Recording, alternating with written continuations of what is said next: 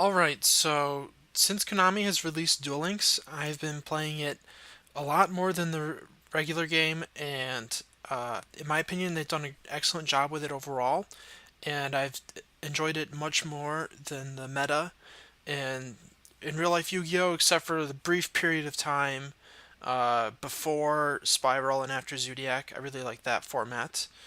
And I've heard that the current format is good as well, but I just haven't felt like spending the money to uh, get the new version of Pendulum Magicians. So I haven't been playing the current format either. Uh, but I have been playing Duel Links continuously the whole time, and despite it being an excellent meta for the most part, there have been a bunch of decisions that they made that I think were really poor decisions for the meta that negatively impacted how fun it was to play the game and made it more unbalanced. And so usually these decisions uh, are either forcing the meta to be more uh, OTK and too aggressive and too fast, or too stally, which makes it so burn decks become way too valuable. The with the only 4,000 life points, burn is a lot more threatening than it is in normal Yu-Gi-Oh. And so it's a very fine line walking between those two. And uh, I think actually if they just didn't have any burn cards in the game, or any deck out cards or anything alternate win condition, then the game would be really easy to design because you could just not make things OTK centric and then have traps and back and forth play be an important part of the game, but that's not really an option because they have to avoid making the burn decks too strong. So, including burn in and of itself is a huge design flaw. That should have been number one, but I didn't think of that earlier. Okay. Also, I would like to know I was going to make this a top 10 list because everybody always does top 10s, but I couldn't eliminate enough to make it only 10 because there's just so many things that I had issues with. So going into it, the first few aren't as big of a deal. I could have cut these if I needed to, but so first one, quickly power creeping the attack of the monsters, namely level 4 and lower monsters. So when the game first released, there was very few monsters that had 1700 attack, and they were very high rarity. There's, as far as I know, Axe Raider was the only one in a pack, and it was an ultra rare. There was also, I believe, Battle Ox as a reward for defeating Kaiba, but that was also difficult to get at the beginning because farming was more difficult with less cards available. And Kaiba was the hardest person to farm, so that was also a hard to get card. And then the only easy to get beat stick at that point was Dragon Zombie, 1600 attack. So this is the meta at the very beginning of the game. Without any boosts, this is the standard for attack. And then in the first set, they decided to increase it immediately. So 1650, which isn't too big of a deal. It's still lower than the 1700, but now it's easy to get monsters because these were only rares. So rares and normals, for anyone who's not familiar with the game, are really easy to get, and supers are medium and ultras are difficult to get. So, and then in the third set and the fourth set, we have a little bit of power creep. So far it's not too bad though. Jerry Beans Man is a super rare that boosts up to 1750, but he does have the 0 defense, which is very relevant in Duel Links. Because especially back then, people played a lot of cards that switched you into defense mode. And then in the fourth set, we have a 1700 monster, Warrior Digrapher. So it's already a better version of Axe Raider in the first set is now only a rare. Uh, and then in the fifth set, we have Duname's Dark Witch, which was the first 1800. And this was an ultra rare, so it was really hard to get. And I think up to this point, they handled the situation all right.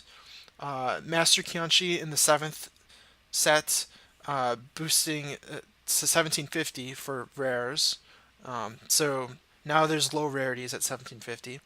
And then we get to the 8th set and the ninth set, where we start ramping it up a little bit more. So uh, back in the 5th set, it was hard to get 1800s, but now they have a super rare in Gurfried, and then the next set, a rare in Great Angus that are 1800.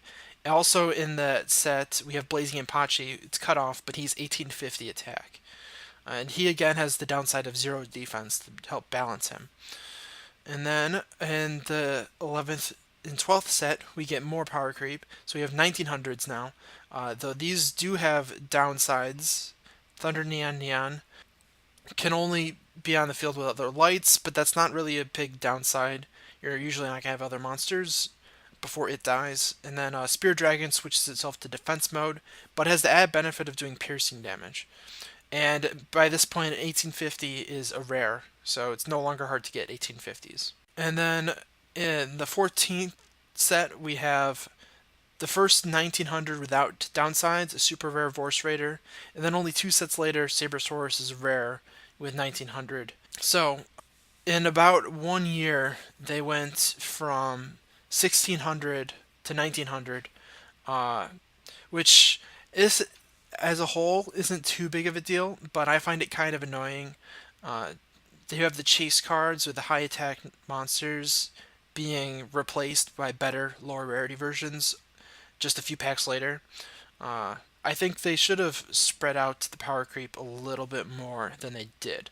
And this is just kind of a symptom of an overall problem that Duel Links has, where they have been power creeping the game too quickly, partially as a result of them releasing a pack every month, which is way too fast. They should do it every other month, in my opinion, which would be better. It'd still be faster than normal Yu-Gi-Oh, but it'd be slower than it is right now. So moving on, we have number 14, the card Cup of Ace. So this card isn't too big of a deal right now, but it was a huge problem back when they released it towards the beginning of the game, particularly in a burn deck called Dual Standby Burn. So you would use Taya, so both players would draw 5 cards to start the game, and then she would just activate cards like Hinotama, which does 500 burn, and Restructor Revolution, which does 200 burn for each card in your opponent's hand. Since you're giving them an extra card in hand, that would be 1000 burn damage if you're going first. And Cup of Ace in that deck was really stupid, because if you hit heads, you would get 2 extra cards to burn your opponent with. If you hit tails, your opponent would have 2 more cards, so you get 400 extra damage on Restructor Revolution.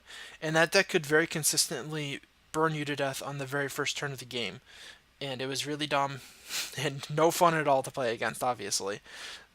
So including this card at all was just a terrible decision. There's absolutely nothing beneficial from this card because it's totally luck-based, and it's really frustrating when you're playing against an alternate wind deck and they hit heads on this. A lot of the alternate wind decks still play this card to this day, and it's still an issue, though it's not as big of an issue, which is why it's lower on this list. And then next up, we have the 3-star Demotion nerf, the second nerf. The first nerf, I think, was a good one. So this one is a little bit complicated because it's not immediately obvious why I think this was a bad decision. I think there's a few things that go into this. I think that the Ninja deck, which is the reason why this got nerfed, was holding burn decks back out of the meta, and immediately after this, burn decks overtook the meta and become one of the most played deck types, which is really frustrating to go against. And there wasn't really a good counter to them for a long time. That the meta has shifted since then, and it's no longer an issue currently, which is nice. In addition to that, I feel like the 3-star Demotion skill was a really good skill to have in the game because it allowed level 7 monsters to be relevant. So normally, level 7 monsters, you need to be able to special summon them or they're just bad. This made it so that level 5 through 7, you could pay 3,000 life points and have that card be playable. And it opened up a lot of deck building options, which I think was really good for the game. But now the skill is completely unplayable unless you use it in Burn, which is really frustrating because people will just use it to set Sangha of the Thunder or Suijin, and it's if you're not playing an aggressive deck, usually you can struggle to out a set monster that's big without just attacking into it to flip it face up. And if you do that, then you'll take over 2,000 damage from it just from attacking it, which is so you have to have a way in your deck basically to out that. Um, this isn't nearly as popular now, but right after they nerfed the skill, a lot of burn players were using it, and it was not fun to play against. And moving on, we have using the eroded version of cards. So this one is kind of a personal preference, but I think it'd be really cool if we were able to use the original versions of cards like Sinister Serpent and Dark Magician of Chaos, cards that we can't use the original version of anymore in the real game. And these are both examples of cards that would not be too powerful with original effects in a game like Duel Links. They would potentially be good cards, but they wouldn't be too good. And their current versions are just bad, and you can't play them in Duel Links, which is really unfortunate.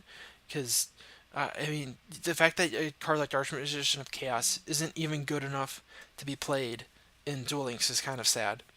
So I think this is just a big missed opportunity on the part of Konami. Uh, so yeah, that's kind of a personal preference though. So I can see if anyone disagrees with me there. Moving on, we have Ojama King. So I hate this card so much. This is if this deck Ojama King was played a lot, this would easily be in my top five. It is such an awful deck to play against. So basically, they just turbo out Ojama King on their first turn, and then block all three of your zones, and then you can't summon any monsters, so you can't do anything. If you can't play monsters, it's impossible to out this card, unless you're playing specific uh, deck options like Tribute to the Doomed that usually are not the correct cards to play in most matchups. Especially with no siding, it makes it really frustrating to try to counter something like this. And it's basically just no interaction at all. They just summon this, and that's the end of the game. And there's nothing you could have done. And that's not how Yu-Gi-Oh should be. It should be back and forth with interaction. Uh, so yeah, this card is the epitome of everything that is wrong with Yu-Gi-Oh in my opinion, and they should just never have made this card. I think they should ban it for PvP and only allow it in PvE, specifically because it's Chaz's signature card. So they kind of walked themselves into a wall. They can't actually ban it because it's one of the character's signature cards. So yeah, that was a poor decision. They could have just made Armed Dragon level 7 his signature card. That would have been fine. Or even Ojama Knight. And just not have this, pretend like this card doesn't exist and have Ojama Knight be his signature card. Because that card is fine. You can out that usually. Because it only blocks two of the zones, not all three. So moving on, we've got the Parasite Infestation skill. So this skill has been a little bit power crept, so it's not as big of a deal anymore. But at the beginning of the game, this was so frustrating. It's so debilitating to have your draw for the turn be taken away and replaced with a card that's going to burn you for 1,000 damage, and also change all your monsters to insects, which at the very beginning of the game was hugely relevant because all of the decks got boosts from field spells, all the relevant decks, I should say, and that took away your boost.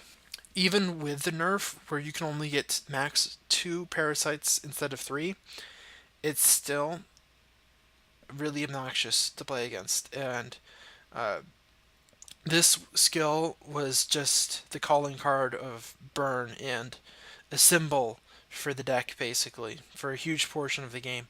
Nowadays, people are playing mostly different skills in burn, but yeah, this was a big problem. So next we have not adding Jinzo when they added Esperoba back in November, I believe it was. And this was a terrible decision, and it's basically too late, and they can never have Jinzo be relevant. So back then, after they hit Cyber Angels and Ninjas. They hit both of the two best aggro decks. Then Trap Heavy decks completely overtook the meta, and Burn was a huge factor. And if Jinzo was out back then Jinzo would have been the boss card in probably the best deck because it would just counter everything else that was good at the time. And it would be so cool having a format where Jinzo was the best boss monster because it's just such a classic, iconic card. And at the same time, this would have been the perfect way to keep Burn in check. And it just ran rampant for months. And now the game has moved to a point where it's very aggro heavy, and the four best decks, so four out of the five best decks, every deck excluding Geargia is just a hard counter to Jinzo. They all get over him, with their monsters being bigger than him, and uh, yeah, he would just not be playable in the current meta. It is possible that the meta could shift though, and he would be relevant in a future meta. But they just need to hurry up and add him. If they don't add him soon, there's no way he's going to be playable when they do, and it's just sad to see. I think they were too scared to add him and have him be a good card, or too good of a card when they did. I think the same thing is happening with Cyber Dragon and Zane. I think that's the only reason Zane is not an unlockable character yet, because they're waiting for Cyber Dragon to be not too good for them to have Zane, because they're going to make that his signature card, I think. I think that's also the reason why we can't unlock Esperoba yet, because they don't want us to have Jinzo yet. So I don't think Cyber Dragon is as big of an issue. It wouldn't have had as healthy of an effect, I guess, on the meta, even though it would have been fine. So I didn't have that on my list, but I thought it was worth bringing up at this point. And so tying into the aggro meta I was just talking about, number 8, I have the current meta basically, Sylvan, Water, and Hero decks. So I'm putting all three of these together because they all popped up at about the same time, and they all have the same thing that's wrong with them in my opinion. I think all of these decks are way too powerful and way too aggressive, and they make the games end really quickly. So I have the main problem cards for all of them highlighted here. The worst defender is probably Mask Change. Mask Change is way too OTK focused, and with only 4,000 life points and Anki being available in the game, they can just kill you. Uh, if you're not playing traps, then Masked Hero slash Destiny Hero just OTKs you like nothing, with their mask changes, and that's kind of an issue. Um, I think that the game needs to be toned back a little bit from there. And then Komashrumo. Komashrumo is a huge blowout play. The one thing that balances it somewhat is it's very easy to counter because you can just destroy it while it's face down, and basically all the best decks right now can do that. But something to consider is they're only the best decks right now because they can do that. Sylvans are probably the strongest deck right now in a vacuum. They're extremely powerful and can just completely go off and end the game, just by resolving one Komashrumo effect. So if you can't stop Komashrumo, your deck's really not relevant. Milling 5 and just getting all the effects off of that is just crazy. I think they shouldn't have added Sylvan in with everything. They should have taken out something. Um, Maybe take away Marshall Leaf. I don't know. It shouldn't have been. It shouldn't have been what it is. I guess it's just too good. And then Water is a little bit different than those two. It's not as OTK heavy as them. It focuses mostly on Citadel Whale basically not being. You can't get rid of it. It floats like crazy. In a game like Duel Links, Citadel Whale you can't keep it down for like more than one turn. It's just gonna revive itself from the grave. It's kind of like it kind of feels like Dragon Rollers, where the cards in the grave are resources, and the monsters just keep coming back from out of the grave. And I think that deck is also definitely way too good. I think they need to hit all three of these before national season. I mean, they could just release more overpowered decks, though. I think the problem is, though, the 4,000 life points makes it a cap where as soon as you get past a certain point, then you just kill your opponent in one turn. And it's just the current meta in the past KC Cup was not fun at all, with these three decks, Cyber Angels, and Geargia being the five main decks everybody was playing. And yeah, it was not a fun meta. And I blame it largely on these three cards. So moving on, we have Massive Morph. I think Massive Morph is a huge problem in anything alternate win condition or burn. Uh, so this card, it's just it makes it so your monsters can't do anything, so they're basically useless. They can't attack directly, and your opponent just won't play monsters unless they're Amazoness Swordswoman. And then the fact that Massive Morph is doubling your attack is a downside, because it'll do more damage to Amazoness Swordswoman, doing damage to the opponent with it. And yeah, so Massive Morph, it's not that big of a deal currently, but for like half a year after its release, this was just a huge problem card, and it just gave way too much to alternate win condition decks, and there's no positive benefit from this card at all. It should not have made this card. Moving on, the Switcheroo nerf. So this one is going way back. Switcheroo was the first popular skill in the game, and it was a really cool skill that I'm really annoyed with this nerf. So Switcheroo, originally you could shuffle one card from your deck, hit your hand into your deck, and then draw a new card. And you could do that twice. And now you can only do activate the effect after you take 1,000 damage, which makes it basically unplayable. Because originally you would do it to improve your starting hand. Instead of mulliganing the whole hand like you do with restart, you would just mulligan one card and then draw a new one. And this was a really good skill for helping basically any deck. And I think there's no reason to nerf this skill at all. Konami just looked at it and they said, oh, this is the skill that most people are playing. We're going to hit it no matter what it is. It doesn't really make any sense to hit this. It's just a skill like balance or restart, which help add consistency. And I think those skills are great for the game. And I think that's one of the best things that Duel Links did, actually. Having skills that help your consistency, which makes it a lot more skill based. Because if your deck is consistently doing the same thing every game, then it's not as much down to luck of the draw, and it's a lot more down to who's the better player. So Switcheroo was a really good skill, and it was really sad to see it go. Moving on, we've got another skill, a Harpy's Hunting Ground nerf. So, in my opinion, the best format in the entire game was the Harpy mirrors that we had in the summer first year of Duel Links. So, the Harpy mirror match was really fun and really skillful, and that was the format that really got me to love Duel Links as a game. But since Harpies were the best deck, Konami had to hit them. Um, and they decided to hit them by hitting the skill. And it's really unfortunate because I do understand making them not the best deck anymore to try to push the other stuff, but the game has naturally power crept to the point where now Harpies would not be playable even at full power with the original skill. But now they're completely trash because they don't have their good skill anymore.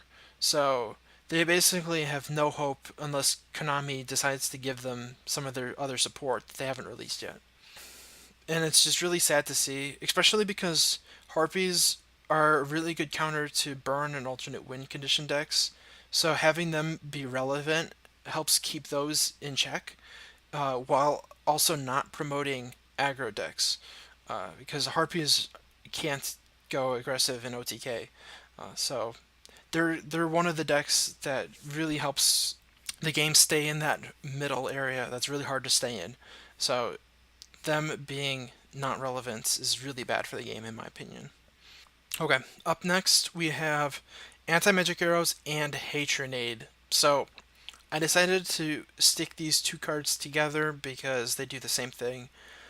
Uh, so these cards are great to have for PvE farming, but in PvP, they're terrible for the game. They're really, really, really degenerate.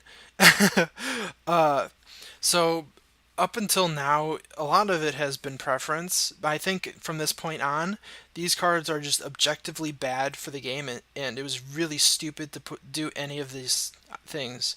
These two cards just are basically, I don't want to interact with your traps. I'm just gonna OTK you, and you can't stop me because I have this spell that says your traps do nothing. So yeah, these are a huge problem as far as making the game way too aggro. Uh, they do keep burn in check, which is their only saving grace, really.